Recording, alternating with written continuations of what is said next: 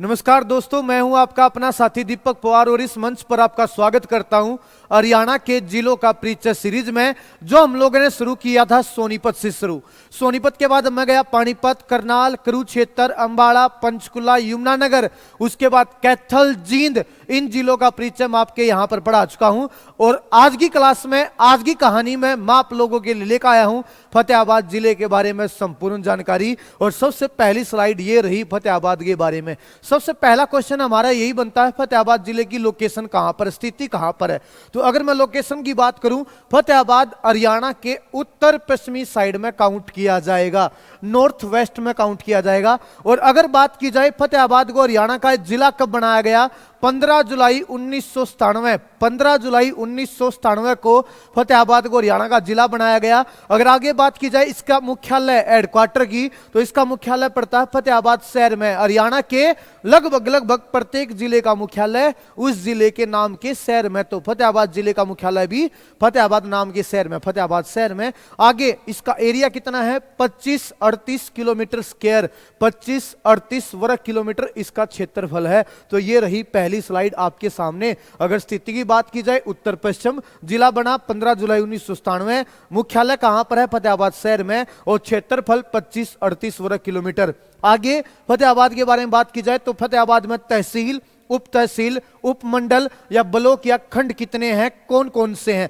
इस तरीके से एक क्वेश्चन जरूर पूछा आता है। आपसे पूछ लेगा नागपुर, आपको कि नागपुर तो हरियाणा में नहीं, अबे नागपुर एक ब्लॉक है जो फतेहाबाद में है। तो इस तरीके से आपके पेपर में क्वेश्चन पूछ लिए जाते हैं बच्चे। अगर तहसीलों की बात की जाए तो फतेहाबाद में टोटल 3 तहसील हैं, एक रतिया, एक टोहाना और एक फतेहाबाद। और अगर उप तहसील की बात करें तो उप तहसील भी फतेहाबाद में केवल 3 ही है, एक बुन्ना, एक बट्टू कला, एक जाखल कला। उसके बाद उपमंडल की बात करें, उपमंडल भी फतेहाबाद में केवल 3 है, एक फतेहाबाद, एक टोहाना और एक रतिया। और अगर ब्लॉक या खंड की बात करूं तो ये है, एक है फतेहाबाद, दूसरा है टोहाना, तीसरा है रतिया, चौथा है भट्टू कला, पांचवा है बुन्ना, छठा है जाखल और सातवां है नागपुर। जी हां जनाब, 3 तहसील, 3 उप तहसील, 3 उपमंडल, लेकिन 7 ब्लॉक या खंड। आगे बात की जाए 2011 की जनगणना के अनुसार, ये जो आंकड़े हैं, ये आंकड़े हैं 2011 की जनगणना के, 2011 की सेंसस के। और 2011 की जनगणना के अनुसार फतेहाबाद जिले की टोटल पॉपुलेशन, फतेहाबाद जिले की टोटल जनसंख्या है लगभग 9,42,000 के आसपास, 9,42,000 के आसपास, जिनमें से पुरुष हैं 4,95,000 के आसपास और महिलाएं हैं 4,46,000 के आसपास। और अगर बात की जाए फतेहाबाद जिले की साक्षरता दर की, तो इसकी साक्षरता दर है लगभग 60% के आसपास टोटल फतेहाबाद की साक्षरता दर है। और अगर बात की जाए लिंगानुपात की तो 902 प्रति 1000, 902 लड़कियां 1000 लड़के, 902 लड़कियां 1000 लड़के लिंगानुपात पड़ता है। आगे बढ़िए फतेहाबाद के बारे में, फतेहाबाद के उपनामों की अगर बात की जाए, फतेहाबाद को पिंक सिटी, हरियाणा में पिंक सिटी या गुलाबी नगरी कहते थे। पहले कहते थे, जो प्राचीन समय में फतेहाबाद में बहुत सारे महल होते थे और उन महलों की दीवारों पर पिंक कलर किया गया था, इसलिए इसको पिंक सिटी बोल दिया गया। लेकिन फतेहाबाद में जो महल होया करते वो सारे टूट गए हैं, उनकी रखवाली किसी ने की नहीं। लेकिन वर्तमान में अगर बात की जाए, ये इस नाम का अस्तित्व बना रहे, तो फतेहाबाद के प्रशासन ने क्या किया, फतेहाबाद में जितनी भी सरकारी इमारतें हैं, चाहे वो सरकारी स्कूल हो, कोई भी बिल्डिंग हो, फतेहाबाद में जितनी भी सरकारी इमारतें हैं लगभग सब पर गुलाबी रंग किया गया है, इसलिए इसको गुलाबी नगरी व पिंक सिटी कहा गया है। इसके अलावा प्राचीन समय में इसको उदय नगरी के नाम से जानते थे। फतेहाबाद का जो प्राचीन नाम बताया जाता है, इकदार बताया जाता है, और एक बहुत बड़े ऋषि पाणिनि ऋषि, इन्होंने ही संस्कृत भाषा का निर्माण किया था, गांधार से इनका संबंध है। अगर बात की जाए पाणिनि ऋषि के ग्रंथ में, इनका एक ग्रंथ है, इनकी किताब है जिसका नाम है अष्टाध्यायी, जो एसएससी सीजीएल में कई बार पूछी जा चुकी है। अगर बात की जाए अष्टाध्यायी में फतेहाबाद का इकदार नाम बताया गया है। पाणिनि ऋषि के ग्रंथ अष्टाध्यायी में फतेहाबाद का इकदार नाम बताया जाता है। आगे बात की जाए फतेहाबाद जिले के बारे में, फतेहाबाद शहर की स्थापना, ऐसा कहते हैं फिरोज शाह तुगलक, दिल्ली का जो राजा था 1351 से 1388 के बीच में, जब ये राजा बना 1351 में, उसके ठीक 1 साल बाद 1352 में फिरोज शाह तुगलक ने हरियाणा में एक शहर की स्थापना की और उस शहर का नाम अपने बेटे फतेह खां के नाम पर रख दिया, फतेहाबाद। फतेहाबाद तो फतेहाबाद का अगर फाउंडर आए आंसर देना फिरोज शाह तुगलक, कब 1352 में, और इन्होंने इस जगह का नाम अपने बेटे फतेह खां के नाम पर रख दिया। और प्राचीन समय में ऐसा कहते हैं फतेहाबाद का जो एरिया है यहां पर भील जाति के लोग रहते थे, पुराने समय में यहां पर भील जाति के लोग रहते थे। अगर आगे भी बात की जाए फतेहाबाद के बारे में, फतेहाबाद राज्य का दूसरा न्यूनतम साक्षरता दर वाला जिला है। हरियाणा का सबसे न्यूनतम साक्षरता दर वाला जिला है मेवात, और दूसरे नंबर पर न्यूनतम सबसे कम साक्षरता दर वाला जिला है फतेहाबाद। इसके अलावा फतेहाबाद में पुरुषों की साक्षरता दर की बात की जाए तब भी दूसरे नंबर पर सबसे कम है, और महिलाओं की अगर साक्षरता दर की बात की जाए तो तब भी दूसरे नंबर पर सबसे कम है फतेहाबाद। तो राज्य का दूसरा न्यूनतम साक्षरता दर वाला जिला, राज्य का दूसरा न्यूनतम पुरुष साक्षरता दर वाला जिला, और राज्य का दूसरा न्यूनतम महिला साक्षरता दर वाला जिला है फतेहाबाद। अगर आगे बात की जाए फतेहाबाद के बारे में, यह राज्य का दूसरा सर्वाधिक लिंगानुपात वाला जिला है। पहला सर्वाधिक लिंगानुपात वाला जिला मेवात, और दूसरा सर्वाधिक लिंगानुपात वाला जिला ये रहा आपके सामने फतेहाबाद। लिंगानुपात ज्यादा लेकिन साक्षरता दर कम, लिंगानुपात ज्यादा साक्षरता दर कम, लड़कियों को नहीं पढ़ाते ये लोग, याद रखना। फतेहाबाद के लोग अगर आप मुझे सुन रहे हैं तो इस सोच को बदल लीजिएगा, अपनी बेटियों को घर से निकाले, पढ़ाएं, उनको आगे बढ़ाएं।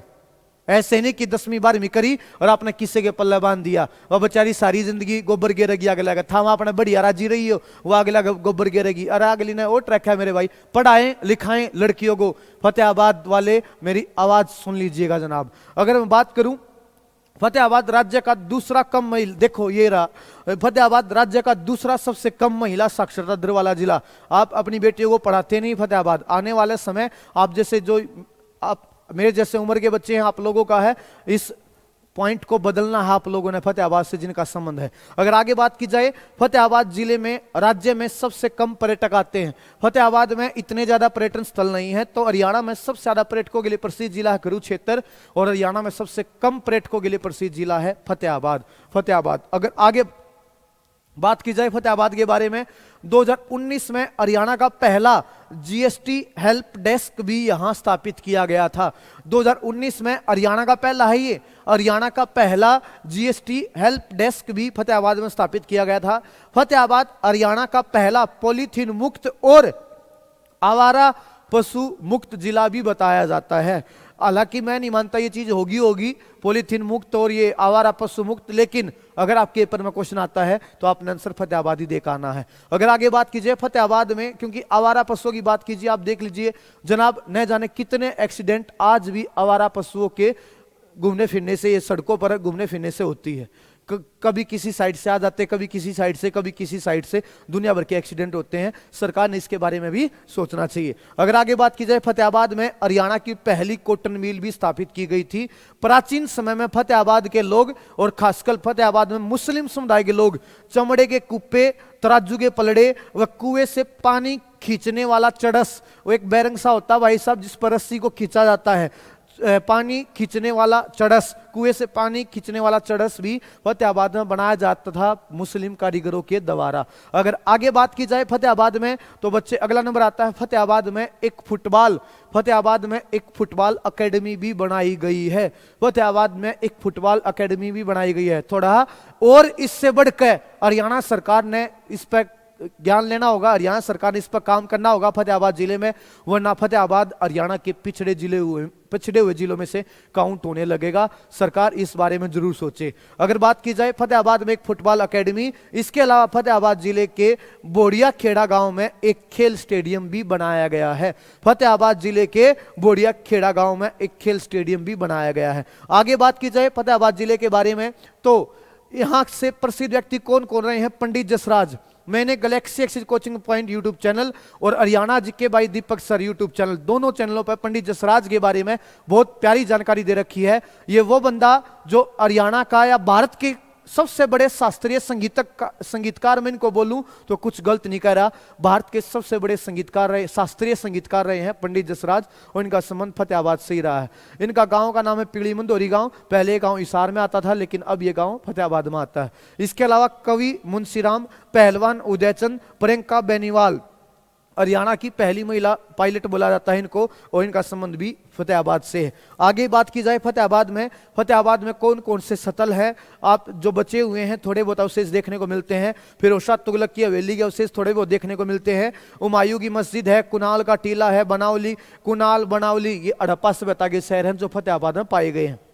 इसके अलावा अशोक स्तंभ पिल्लर भी यहां पर एक स्थित है। आगे बात की जाए फतेहाबाद में एक प्रसिद्ध शहर टोहाना, फतेहाबाद में एक प्रसिद्ध शहर टोहाना बच्चे, जिसका प्राचीन नाम था तुराना। इस शहर को नहरों का शहर भी कहते हैं, ऐसा कहते हैं। टोहाना, फतेहाबाद के टोहाना शहर से बाखड़ा नहर हरियाणा में एंट्री करती है और उस बाखड़ा नहर से बहुत सारी नहरें निकाली गई हैं। यहाँ बाखड़ा नहर टोहाना शहर में एंट्री करती है और उस नहर से काफी नहरें इस बाखड़ा नहर से निकाली गई है इस जगह पर, इसलिए इसको नहरों का शहर भी कहते हैं। यहां पर एक टोहाना का किला भी था जिस पर सबसे ज्यादा विदेशी आक्रमण हुए थे। कितने विदेशी आक्रमण? 38 बार विदेशी हमले हुए थे। और एक क्वेश्चन पूछा था हरियाणा का ऐसा किला जहां पर सबसे ज्यादा विदेशी आक्रमण हुए, टोहाना का किला फतेहाबाद के टोहाना शहर में बनवाया गया था, लेकिन अंत में इसको तैमूर ने नष्ट कर दिया था पूरी तरीके से। अगर बात की जाए टोहाना के जो लोग राव तुलाराम की सेना में शामिल थे उनको एक स्पेशल नाम दिया गया था रिसाला। टोहाना के सैनिक जो राव तुलाराम की सेना में थे उन्हें रिसाला नाम दिया जाता था। उम्मीद करता हूं फतेहाबाद के बारे में जो जानकारी मैंने आप लोगों को पढ़ाई है, समझाई है, बताई है, यह आपको जानकारी पसंद आई होगी। अपना प्यार बनाए रखिएगा, मैं मिलता रहूंगा ऐसी बेहतरीन जानकारियों के साथ। नमस्कार दोस्तों, राम राम, जय हिंद, जय भारत।